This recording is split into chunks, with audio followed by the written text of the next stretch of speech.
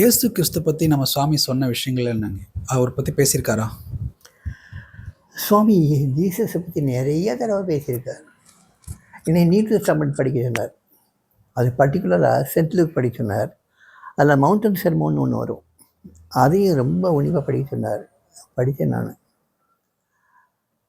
அந்த மவுண்டன் செர்மோனில் அவர் உபதேசம் தன்னுடைய சீடர்களுக்கு 12 பேருக்கு அவர் உபதேசம் பண்ணது பூரா பார்த்திங்கன்னா கிட்டத்தட்ட நம்முடைய உபநிஷத்துக்களில் இருக்கும், நம்முடைய சாஸ்திரங்களில் இருக்கும், நம்முடைய மதத்தினுடைய அந்த ஃபிலாசபி அதில் இருக்கும்.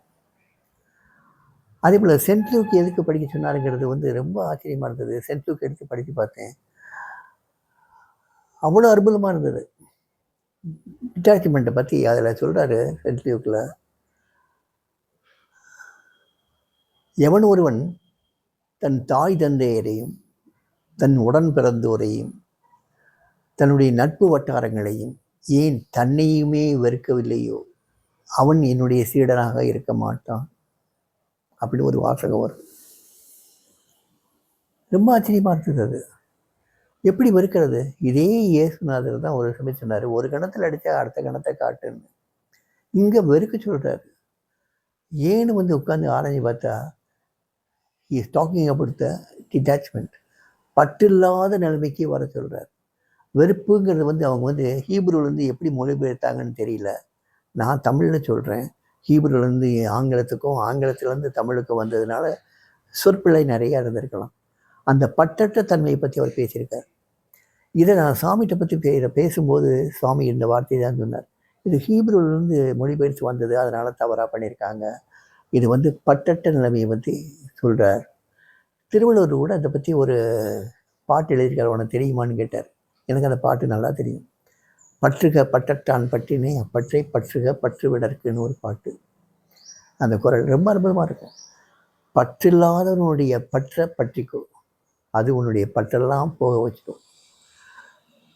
ஸோ இது எல்லா மதமும் சொல்லக்கூடிய செய்தி ஒரே ஒரு செய்தி தான். இதை தவிர்த்து சாமி இன்னொரு தடவை கேட்டார்.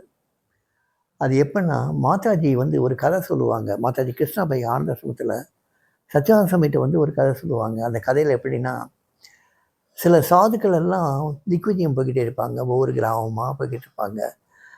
ஒரு கிராமத்தில் இருக்கும்போது அடுத்த கிராமத்தில் உள்ளவங்க தங்க கிராமத்துக்கு தங்களுடைய இடத்துக்கு வரணும், அவங்க இருக்கணும்னு வேண்டிக்குவாங்க.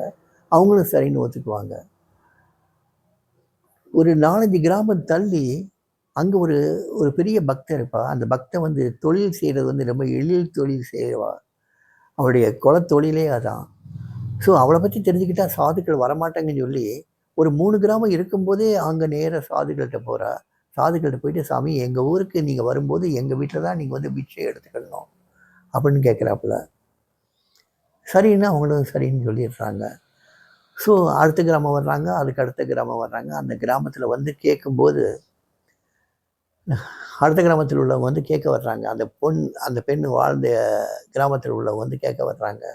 அப்போ சொல்கிறாங்க, இல்லை அந்த ஒரு பெண்மணி வந்தாங்க, அந்த பெண்மணிக்கு நாங்கள் வாக்குறுதி கொடுத்துட்டோம், அங்கே தான் சாப்பிட போகிறோம், அங்கே தான் பிச்சைக்கு எங்களை அழைச்சிருக்காங்கன்னு சொல்கிறேன். ஒன்று அந்த கிராமத்துக்காரங்க சொல்கிறாங்க, ஐயோ அந்த வீட்டுக்கா போகிறீங்க, அது ரொம்ப மோசமான வீடாச்சு, ரொம்ப இழி தொழில் செய்கிறவா வீடு இல்லை, அது வேண்டாமே அப்படின்னு சொன்ன உடனே இங்கே எல்லாருமே மறைச்சிடுறாங்க. அதில் ஒரு சாது மட்டும் வாக்கு கொடுத்துட்டோம், அதனால் அங்கே தான் போகணுன்னு சொல்கிறாரு. மற்றவங்கள்லாம் இல்லை நாங்கள் வரமாட்டோம் அப்படி சொல்லி இவரையும் இயல்பாக பேசுகிறாங்க. இவர் அதெல்லாம் பொருட்படுத்தாமல் அந்த அம்மா வீட்டுக்கு போகிறாப்புல. அந்த அம்மா இந்த ஒரு சாதுவாக வந்தாரேன்னு சொல்லி அப்படியே சந்தோஷம் அடைஞ்சி அவர்களுடைய பாத பூஜை பண்ணி அவருக்கு வேண்டிய சகல சுசுரட்சைகளும் பண்ணி அருமையான அறுசுவை உணவு கொடுத்து அந்த ஆனந்தத்திலேயே ஹார்ட் அட்டாக் இறந்து போயிடுவார். அந்த இறந்து போன உடலுக்கு பக்கத்தில் இவர் காவலாக உட்காந்துட்டு இருப்பார் சாது. மற்ற சாதுக்கள் எல்லாருமே அங்குள்ள கோவில்களில் அத்தனை விக்கிரகங்களுக்கும் மாலை மரியாதை எல்லாம் செஞ்சு பெரிய பெரிய அபிஷேகங்கள் அர்ச்சனைகள் எல்லாம் பண்ணி அங்கே உட்காந்துட்டு இருக்காங்க. திடீர்னு ஒரு அசிரி கேட்குது, என்னுடைய உண்மையான ஒரு பக்தை அங்கே தன்னுடைய உடலை விட்டு ஜீவனற்று கிடக்க அங்கே அதுக்கு பாதுகாப்பாக என்னுடைய உன்னதமான பக்தன் உட்காந்துட்டு இருக்கான், நீங்கள்லாம் இங்கே உட்காந்துட்டு என்ன பண்ணிட்டு இருக்கீங்க? அந்த சிலைகள்லேருந்து கண்ணிலிருந்து கண்ணீர் பெருகி வந்துக்கிட்டு இருக்கும். அந்த கண்ணீர் பெருகி வரும்போது தான் எல்லாருமே திகைச்சு போய் நிற்பாங்க. அப்போ தான் அந்த ஆசிரியரை கேட்கும், இந்த மாதிரி உன்னதமான ஒரு பக்தன் இறந்துருக்கா, அந்த இறந்த உடலுக்கு பாதுகாப்பாக என்னுடைய உன்னதமான பக்தன் இருக்கான். நீங்கள் இங்கே வந்து எனக்கு இவ்வளவும் பண்ணீங்களே, இதெல்லாம் வந்து என்ன பிரயோஜனம்? என்னுடைய பக்தனுக்கும் பக்தைக்கும் வந்து நீங்கள் என்ன செய்ய போகிறீங்கன்னு சொல்லி கேட்டு அமைதியாகிடும். அப்போ தான் புரிஞ்சுக்குவாங்க செய்கிற தொழிலில் பக்தி எவ்வளோ உன்னதமானதுங்கிறது காட்டுறதுக்காக மாதாஜி சச்சிதானந்த சுவாமிக்கு இந்த கதையை சொல்லுவார். அதே மாதிரி ஜீசஸ் கிரைஸ்டுக்கு வந்து உள்ள 12 சீடர்களில் வந்து ஒரு லேடி இருப்பாள். உனக்கு அந்த லேடி பேர் தெரியுமா? இந்த கதையை வந்து சாமி படிச்சுட்டு இருக்கும்போது சாமி கேட்குறாரு, ஜீசஸ் கிறிஸ்டுக்கு உள்ள 12 சீடர்களில் ஒரு லேடி இருப்பா, அந்த லேடி பேர் தெரியுமா உனக்குன்னு கேட்பார். தெரியும் சுவாமி, மேரி மக்டலனா அப்படின்னு சொன்ன ஒன்று. உனக்கு தெரியுமா அவருடைய தொழில் உனக்கு தெரியுமா? தெரியும் சாமி. ஒன்று போல் இல்லை, மாதாஜி சொல்கிற கதைக்கும் இதுவும் ஒன்று போல் இல்லை அப்படின்னு கேட்பார். ஸோ ஜீசஸ் பற்றி இன்னொரு தடவை பேசும்போது சொல்லிக்கிட்டு இருந்தார், இந்த பிச்சைக்காரனுக்கும் ஜீசஸுக்கும் நிறைய ஒற்றுமைகள் இருக்குது, கவனிச்சியா? ஜீசஸ் கூட பகவானை ஃபாதர்ன்னு தான் கூப்பிடுவார். இந்த பிச்சைக்காரனும் தந்தையை ஃபாதர்ன்னு தான் கூப்பிடுவார், ஆண்டவனை ஃபாதர்ன்னு தான் கூப்பிடுவார். இந்த மாதிரி நிறைய சிமிலாரிட்டி இருக்கும். அவரும் சிம்பிளாக ஒரு ஆடு மேய்க்கிறவனாக இருந்தார். இந்த பிச்சைக்காரன் அது கூட செய்யலை, பிச்சைக்காரன் மாதிரி தான் வாழ்ந்துட்டுருக்கான். நிறைய ஒற்றுமைகள் இருக்கும் இந்த பிச்சைக்காரனுக்கு இயேசுநாதருக்குன்னு சொன்னார். இந்த மாதிரி இயேசுநாதருக்கும் சாமி ரொம்ப பிடிக்கும். ஒரு நாசாலேருந்து ஒரு சயின்டிஸ்ட் வந்தவனுக்கு அவனுக்கு வந்து இந்த ரிலிஜியன், இந்த தெய்வங்கள், குரு இதெல்லாம் ஒரு நம்பிக்கையும் கிடையாது. அவனுடைய கொலிக்கு வந்து வருஷம் இங்கே வருவா, ரமணடி ஓட்டியவா. ஒரு நாள் வந்து கூட்டு வர இவனையும் அந்த இன்னொரு சயின்டிஸ்ட் வந்து, ஏன் லீவுக்கு இந்தியாவே போகிற, வேறு நாடுகளுக்கே போக மாட்டியா அப்படின்னு சொல்லி கேட்குறாப்புல. இந்தியாவில் உள்ள ஞானிகளை பற்றி உனக்கு தெரியாது, தெரிஞ்ச இந்த மாதிரி கேட்க மாட்டேங்கப்பாப்புல. அப்படி என்ன அந்த ஞானிகள் செஞ்சுருப்பாங்க அப்படின்னு பண்ணி, நேரில் வா, அப்போ தான் உனக்கு புரியும் அப்படின்னு சொன்னோன்னே கூட அவனும் வருவான். வந்து சாமி இருக்கிற இடத்துக்கு சனத்தெரு வீட்டுக்கு வருவாப்புல, வந்து பார்ப்பாப்புல. பார்த்தா ரொம்ப ஒரு மாதிரி அருவருப்பாக இருக்கும் அவனுக்கு. எங்கே பார்த்தாலும் குப்பையும் கூலங்களாக இருக்கும், ஒரே அழுக்கு. சாமி பார்த்திங்கன்னா சிகரெட் பிடிச்சிட்டு இருக்கார், ட்ரெஸ் பூரா அழுக்கு, அவ்வளோ கரியாக இருக்குது ட்ரெஸ் பூரா. அவனுக்கு ஒரு மாதிரியா இருக்குது.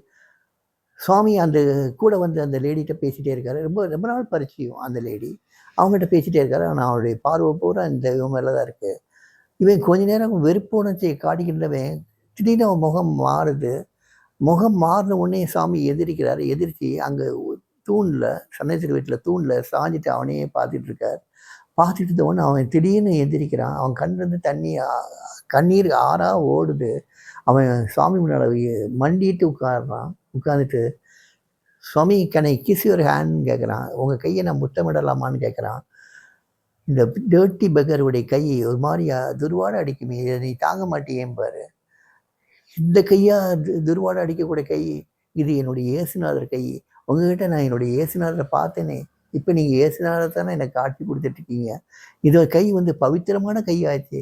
இதை நான் வந்து கிஸ் பண்ணுறதுக்கு எனக்கு எவ்வளவோ ஒரு பாக்கியம் இருக்குது அப்படின்னு சொல்லிட்டு கிஸ் பண்ணுவோம். அவ்வளோ பக்தி பூர்வமாக கிஸ் பண்ணுவோம். ஸோ சாமி இது இயேசுவாகவும் பக்தர்களுக்கு காட்சி கொடுத்துருக்கார். சாமி இடத்துல வந்து மத பேதங்கள் கிடையாது, ஜாதி பேதங்கள் கிடையாது, எந்த விதமான பேதங்களும் அற்றவர் அவர், எந்த பேதங்களும் இல்லாதவர். அவர் வந்து பரபிரம்மம். இயேசுநாதர் உள்ளே இருக்கிறதும் அவர் தான். எல்லா ஞானிகள்கிட்ட இருக்கிறவரும், எல்லா பொருள் அல்லாத பொருள், ஜடமாகவே இருக்கக்கூடியது, எல்லாத்தையும் நீக்கமர நினைஞ்சிருப்பவர் சுவாமி. அதனால் இயேசுநாதன் இல்லை, இந்த முஸ்லீம் பக்தர்கள் அத்தனை உண்டு சுவாமிக்கு. இந்த மாதிரி எல்லா மதத்தவரும் வந்திருக்காங்க.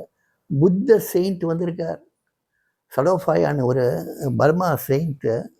அவருக்கு உலகம் பூரா ஃபாலோவர்ஸ் இருக்காங்க புத்திஸ்ட் இதில். அவங்க வந்து அங்கே சுவாமிகிட்ட வந்து பார்த்துட்டு, ஹீஸ் ஏ கோல்டன் மேன், அவர் பொன்னான மனிதர் அவர், இந்த மாதிரி ஞானிகளை பார்க்குறது ரொம்ப அபூர்வம்னு சொல்லிட்டு போவார். இந்த மாதிரி எல்லா சமயத்தினரும் வந்திருக்காங்க. சாமி எல்லாரோடையும் இருந்திருக்கார், எல்லாருக்கும் அப்பாற்பட்டு இருந்திருக்கார்.